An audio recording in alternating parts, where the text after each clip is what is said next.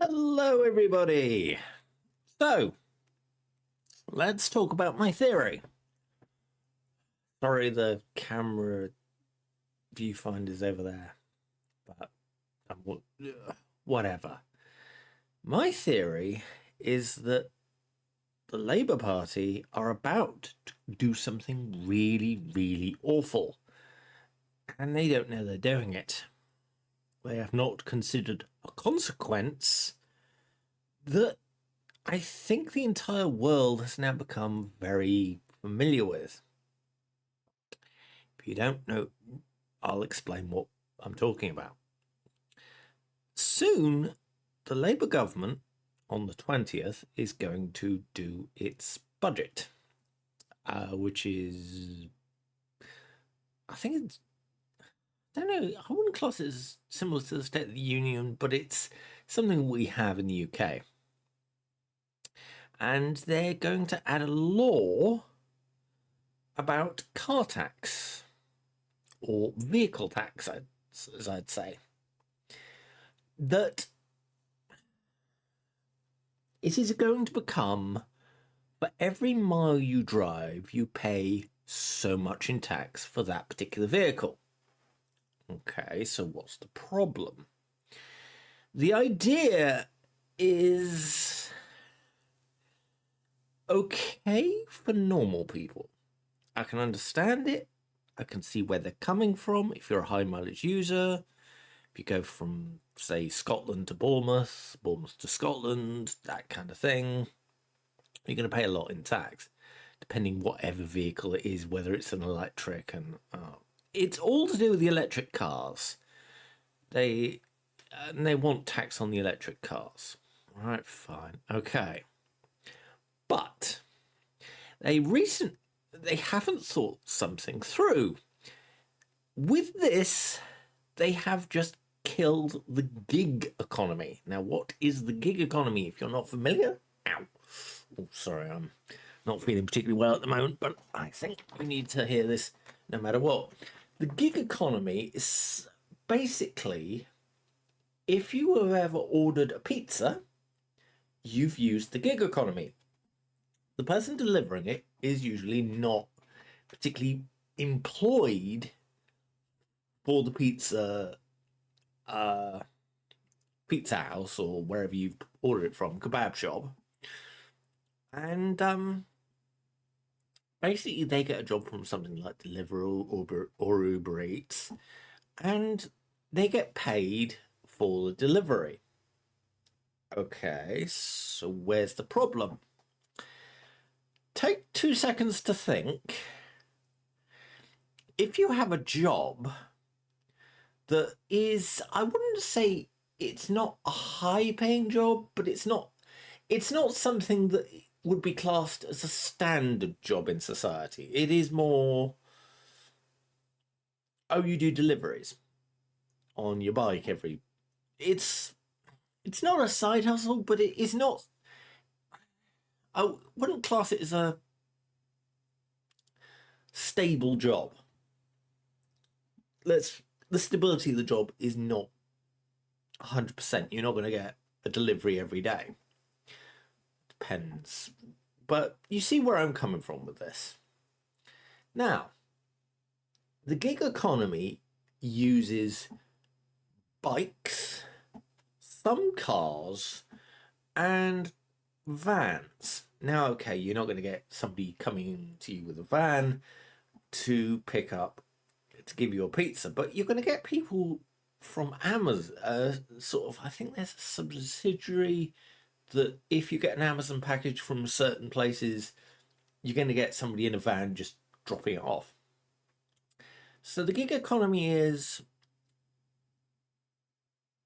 people delivering things. Okay, so what's the problem with that? Well, think about this. Pay per mile car tax. Delivery charge. Pay per mile car tax. Oh dear. The paper mile car tax is going to kill the delivery industry, or at least hurt it greatly. Let's face it, this is something I don't think the Labour government has even thought of. I don't think they think very much. They just seem to want to be money grabbing little, how should I put this? Twats. I would like to, well, I know I'm not monetized, but I'd like to think that, well, if you think about it, why do they want to kill the gig economy?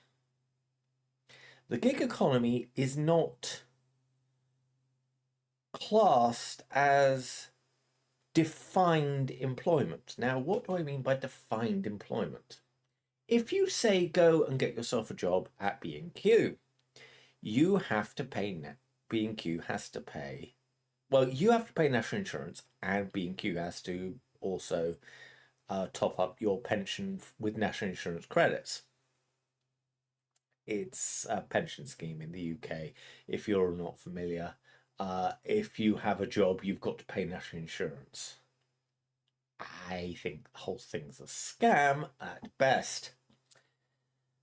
So, the gig economy. Now, the gig economy doesn't have to do this. The gig economy is classed as temporary work, which doesn't actually sorry, I have a cough, to access the national insurance, give national insurance sort of ideas. So if you are a delivery driver, say Amazon, yes, you are going to get national insurance. If you're a delivery driver for say Deliveroo, you're not, because you're not paying any national insurance, and neither is Deliveroo for you. As far as I'm aware, if somebody wants to write in on the comments, you can, well, do that and tell me I'm wrong. But I think they want to kill the gig economy to stop getting less national insurance.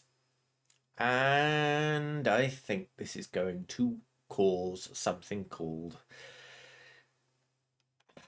well, it's going to be a pain in the ass for anybody who has to have anything delivered every single day. During my recent bout of ill health, I've had a lot of curries, pizzas, kebabs, some really good kebabs, by the way, fast food. That means I don't have to cook, but also means that delivery, it's, can you see where I'm coming from? They are trying to kill the delivery industry. They are trying to kill the fast food industry as well.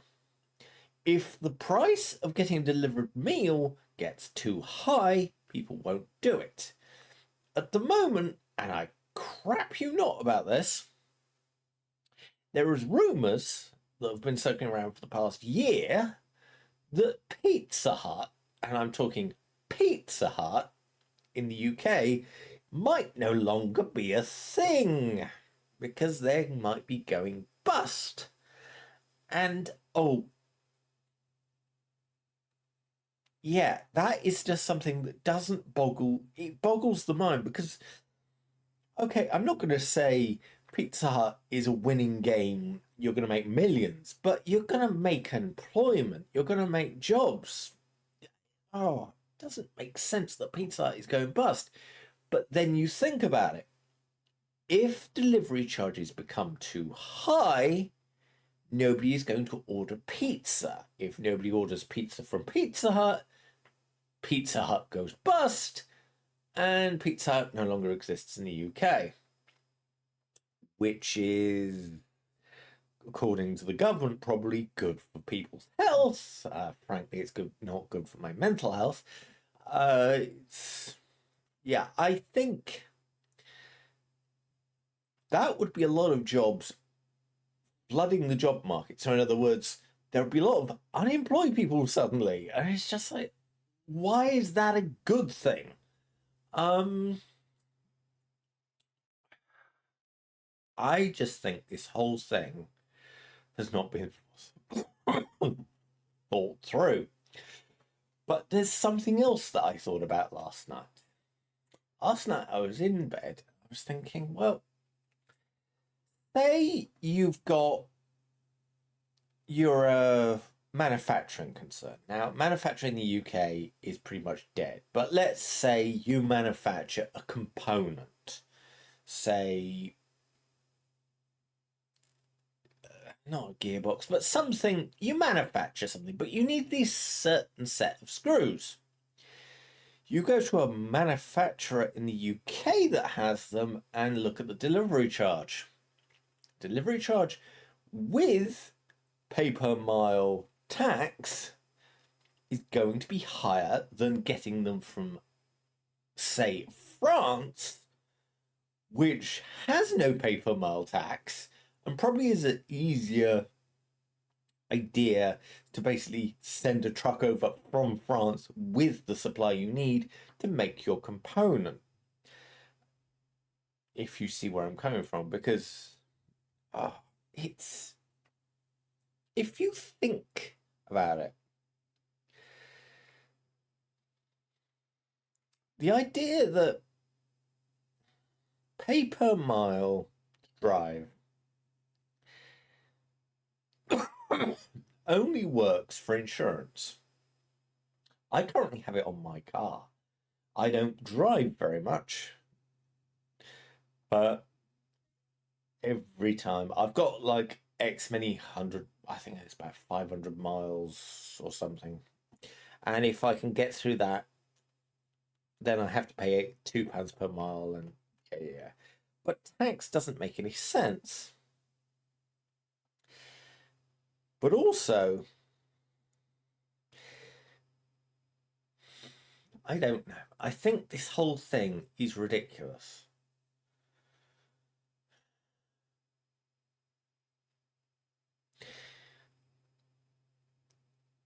The idea of pay per mile tax is going to be a continuous revenue stream. Now, what do I mean by that? In the UK, we have something called MOT. Basically, it's a test that you take your car into a garage and they basically do a load of tests and make sure that your car is fit for the road. You do it once a year with a car over a certain age. That's fine. I think it's 4 years old once from new, 4 years old, and then you have to get MOT. I think I'll have to look that up if I ever get a new car. Once per year, they will look at the odometer and understand how many miles you've done. Now, two things. One, I think the number of people trying to work out how to clock cars is going to increase exponentially. Literally, clocking a car is basically taking the odometer back, the number of miles that it says the car has done. That is going to become a cottage industry, pretty much. Also, every single car is not bought at every single time of the year. So it is a continuous flow of tax revenue for the UK government. That is good for the UK government. But, oh, sorry, I've got this cough. It's not going away. I do apologise. I just think the whole thing is an absolute crock of shit. Because pay per mile tax is going to kill deliveries, period. And even we're talking like haulage, the haulage industry is going to get slaughtered. I think the whole thing is a joke. But the problem is, it's not a joke. I wish it was a joke. It's going to happen. It is going to cause recession because everything is going to get more expensive for literally no good reason at all. Literally, you could go into a shop and something that you bought for like £1 is going to be like £1.50. Now, why has it gone to £1.50? Oh, that's because it takes extra amount of money to get all the things together for that particular item, because it all costs more because of road tax. Yeah, not good, not good at all. I think this is going to cause I don't know if it's going to be a bad recession. Well, all recessions are bad, yeah, let's face it. But how long the recession lasts, I don't know. We had a recession after COVID, for God's sakes, because the entire world basically went panicked. Very rightly, we panicked, but it's sort of, what do we do? And then we got the trouble. It's just like we were spending money we didn't need, and like it was going out of style. And I'm afraid the whole thing is a joke.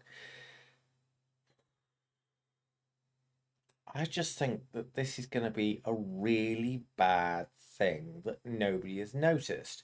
Everyone is very sad about, and I am quite sad at work as well because I've got an elderly friend of mine who is having trouble with the winter fuel allowance. Basically, she doesn't get that anymore, which is very annoying.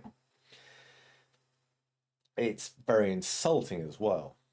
And you sort of think, well, why are you doing this? What's the point of taking away the winter fuel allowance? The winter fuel allowance also is a good thing because you're going to get less people in hospital because they're going to be warmer in their home, enjoying Christmas and probably buying more things. It's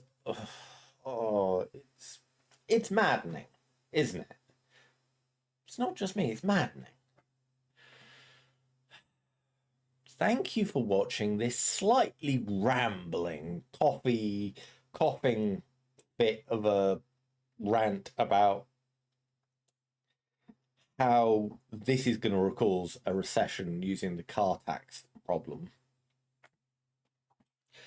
Thank you for watching. See you later. Oh, tell me what you think in the comments.